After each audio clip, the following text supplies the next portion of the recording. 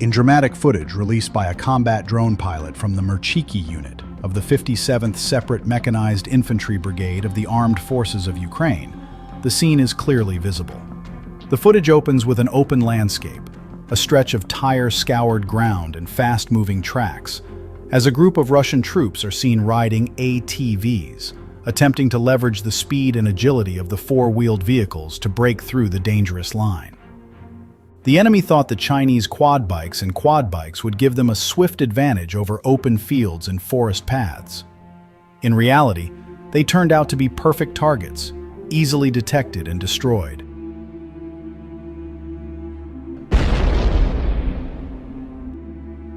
According to the released video, the FPV camera captures every detail: the flying dust, the irregular formation, and even the tiny gaps that provide weak points.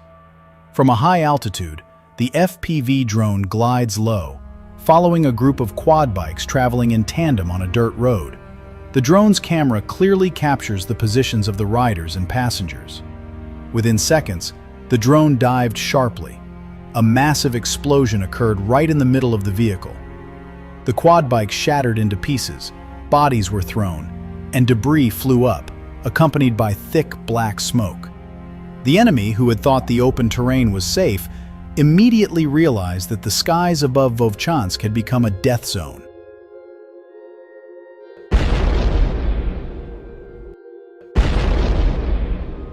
The attack continued. The next target was in an open area filled with dry grass and bushes. The quad bikes and ATVs sped away, trying to escape. The FPV drone pursued at high speed, its camera reticle locked on to the target. Seconds later, a massive explosion transformed the daylight into an inferno of fire and dust. Thick smoke covered the entire area, the vehicles overturned, burning fiercely.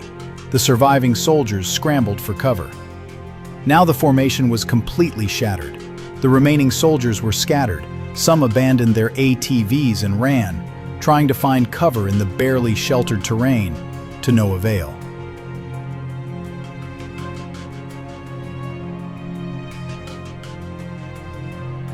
This time the action shifted to a more secluded forest area, with the enemy bikes' ATVs attempting to hide among the trees.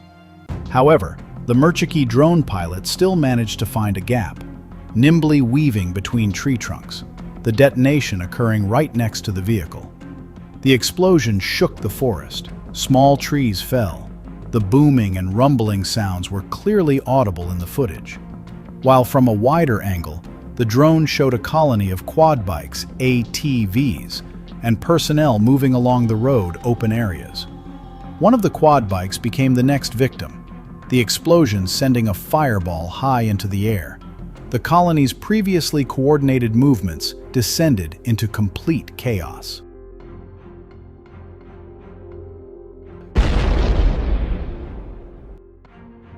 On a narrow dirt path in the middle of the forest, a quad bike was once again targeted, with the drone approaching at a deadly speed.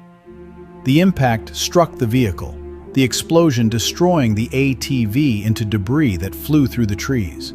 Flames blazed amidst the dry leaves, creating a scene resembling an uncontrolled fire. The final attack in this footage was even more brutal in a relatively dense forest area.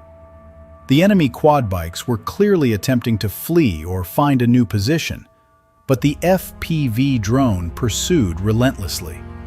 The camera captures the perfect moment of lock-on before the devastating final explosion, sending debris from vehicles and equipment flying through the tree trunks.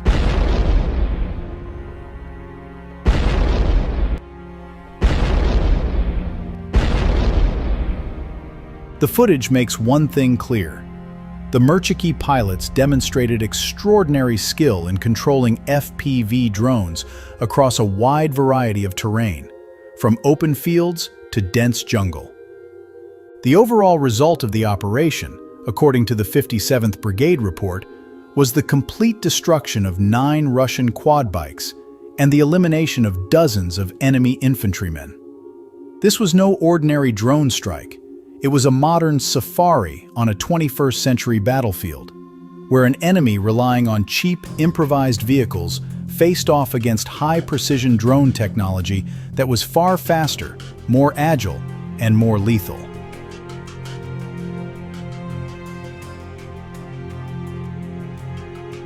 Currently, Russian forces are attempting to use spring foliage as cover to infiltrate deeper into Ukrainian defensive positions on the southern front. But Ukrainian troops are increasing search and strike operations and containing the advances, a Ukrainian military spokesperson said. On Monday, speaking on television, Vladislav Voloshin, spokesperson for the Defense Forces of the South, said Russian units are exploiting newly grown vegetation, or green covers, to move small groups forward, particularly near the Veliko-Mikhailivka forest, Ukrinform reported.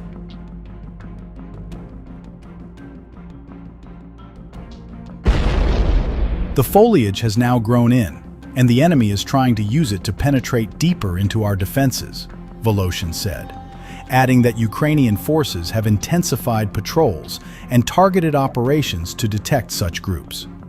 According to Voloshin, Russian activity has increased in several directions, including the Oleksandrivka sector. He said Russian groups are attempting to enter the Veliko-Mikhailivka forest to scout possible crossings of the Vovcha River, which runs through the area.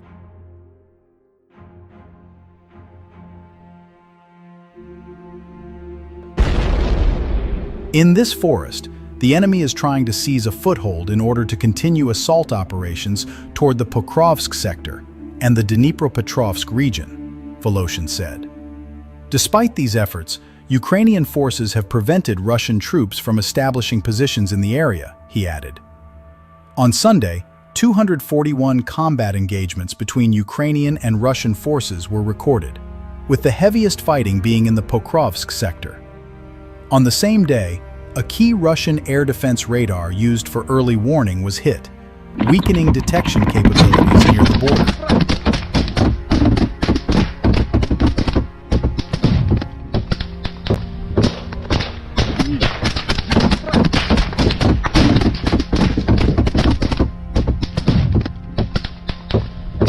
Ukrainian forces have struck a key element of Russia's air defense network deep inside Belgorod region, targeting Russian Kosta-2E radar station near the settlement of Volotovo, approximately 80 kilometers from the Ukrainian border.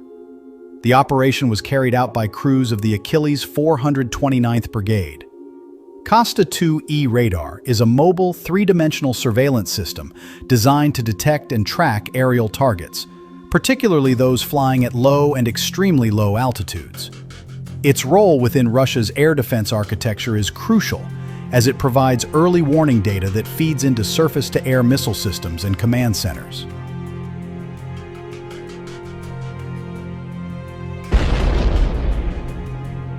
According to available specifications, the radar is capable of simultaneously tracking up to 200 targets within a radius of approximately 150 kilometers.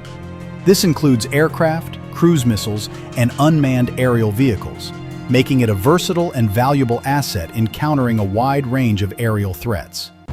By targeting such a system, Ukrainian forces are not merely destroying equipment, but degrading Russia's situational awareness.